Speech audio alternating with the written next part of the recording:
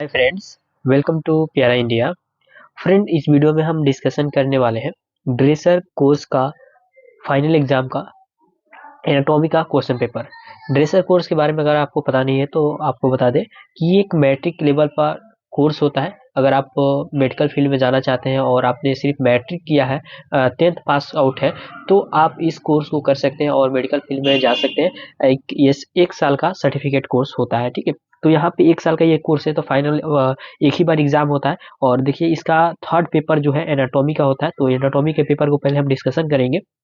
100 marks का exam होता है, 3 घंटे आपको समय दिए जाते हैं। और यहाँ पे जो भी क्वेश्चन पूछे गए हैं, 5 क्वेश्चन पूछे गए हैं और सभी पांचों का आंसर आप लोग को देना है। देख सकते हैं, दिया गया है आंसर ऑल क्वेश्चन। अब यहाँ पे फर्स्ट क्वेश्चन जो आप लोग से पूछा गया है, इसमें दिया गया है name of different type of synovial joint, ठीक है। तो साइनोवियल ज्वाइंट कितने टाइप्स होते हैं और ये इसका फंक्शन क्या होता है।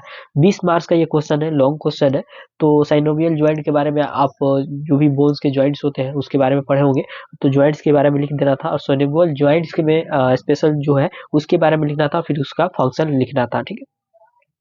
उसके बाद यहाँ पे सेकंड क्वेश्चन है आप लोग का कि डिस्क्राइब मैकेनिज्म ऑफ रिस्पिरेशन। ये भी 20 मार्क्स का क्वेश्चन था और ये आप लोग को एनाटॉमी में पूछा गया है, मगर ये फिजियो का क्वेश्चन है। तो मैकेनिज्म ऑफ रिस्पिरेशन जो है इसके बारे में आप लोग को लिखना था। तो ये भी अच्छा क्वेश्चन था, लंग्स के चैप्टर से आप लोग को ये क्वेश्चन पूछा गया था। फिर यहाँ पे थर्ड क्वेश्चन है कि name of different type of long bone and its blood supply. तो ये भी 20 नंबर का क्वेश्चन था, थर्ड और लॉन्ग क्वेश्चन था। और यहाँ पे भी बोन से ये क्वेश्चन दो क्वेश्चन जो है दो बोन से पूछे गए हैं। एक तो साइनोवियल जॉइंट हो गया और फिर यहाँ पे लॉन्ग बोन। तो हमारे जो बॉडी में बोन होते हैं उसके भी अलग अलग टाइप होते हैं। तो जिसमें लॉन्ग बोन में जैसे कि आपका हुमरस हो गया, फीमर हो गया, टिबिया फेबुला हो गया, तो इस तरह से लॉन्ग बोन के बारे में लिखना था और उसका ब्लड सप्लाई किससे होता है उसके बारे में लिखना था, ठीक। अब ये नहीं कि सिर्फ लॉन्ग बोन के नाम लिख देने हैं और उसको उसको पूरा डिस्क्राइब करना है, उसके पार्ट्स को डिस्क्राइब करना है, फिगर बना देते हैं तो और बेहतर होता है। तो इस प्रकार से आप लोग को लिखना है, क्योंकि 20 मार्क्स का क्वेश्चन आता है। फिर उसके बाद आता है शॉर्ट क्वेश्चन। शॉर्ट क्वेश्चन जो है यहाँ पे 4 क्वेश्चन के पूछे गए और एक क्वेश्चन जो है 5 नंबर का है। तो सभी क्वेश्चन यहाँ पे आंसर देने हैं, 20 मार्क्स का ये भी है। तो फर्स्ट इसमें है शॉर्ट क्वेश्चन में muscle around off shoulder joint. तो जो शोल्डर ज्वाइंट बनाता है, कौन कौन से मसल्स मिलकर शोल्डर ज्वाइंट बनाते हैं, इसमें मेन सबसे एक होता है डेल्टोइड मसल भी होता है। तो इसी प्रकार से जो भी मसल्स यहाँ पे अटैच होते हैं सभी का नाम लिखना था और नाम लिखकर थोड़ा सा डिस्क्राइब कर देंगे तो और अच्छा रहेगा। अगर नहीं कुछ आता है तो फिर भी नाम लिख दे, इतना तो याद रखना चाहिए। उसके बाद देखिए चेम्बर ऑफ हार्ट पूछा गया, तो इतना आसान सवाल पूछा गया जो आपकी मैट्रिक में भी पढ़े होंगे कि हार्ट के कितने चेम्बर होते हैं, 4 चेम्बर होते हैं और उसी के बारे में पूरा आप लोग को अच्छे से लिख देना था। फिगर बना देते हैं तो और अच्छा है, हार्ट्स का फिगर बना के चेम्बर को शो कर देते हैं तो आप लोग को ऐसे ही नंबर मिल जाएगा। उसके बाद है कि name of part of brain. तो ब्रेन के कितने पार्ट्स होते हैं उसके बारे में आप लोग को लिखना था। उसके बाद है माइटोकॉन्ड्रिया। माइटोकॉन्ड्रिया जो कि सेल का एक ऑर्गेन होता है, तो उसके बारे में लिखना था।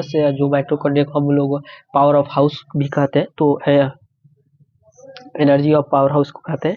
तो इस प्रकार से यहाँ पे शॉर्ट क्वेश्चन का था, ज़्यादा हार्ड क्वेश्चन नहीं थे। अगर आप अच्छे से पढ़े होंगे तो सारा का आंसर लिख सकते हैं। उसके बाद देखिए फिर 5 नंबर जो है शॉर्ट क्वेश्चन ही पूछा गया है। यहाँ भी 4 क्वेश्चन है और एक क्वेश्चन 5 मार्क्स का है, टोटल 20 मार्क्स का है। तो यहाँ भी सभी क्वेश्चन का आंसर आप लोग को देने होते हैं। तो यहाँ पे फर्स्ट क्वेश्चन जो था एक्सिलरी आर्टरी। तो एक्सिलरी आर्टरी कहाँ पे होती है इसके बारे में लिखना था। उसके बाद इसका फंक्शन क्या होता है, एक इसको सप्लाई करती है, ये सारा चीज आप लिख सकते हैं एक्सिलरी आर्टरी के बारे में। फिर फंक्शन ऑफ किडनी क्या होता है, तो किडनी का काम क्या होता है, तो किडनी आप जो सबसे एक मेन काम होता है इसका फिल्ट्रेशन। तो उसको और भी ब्रीफली आप लोग पढ़े होंगे तो अच्छे से लिख सकते हैं।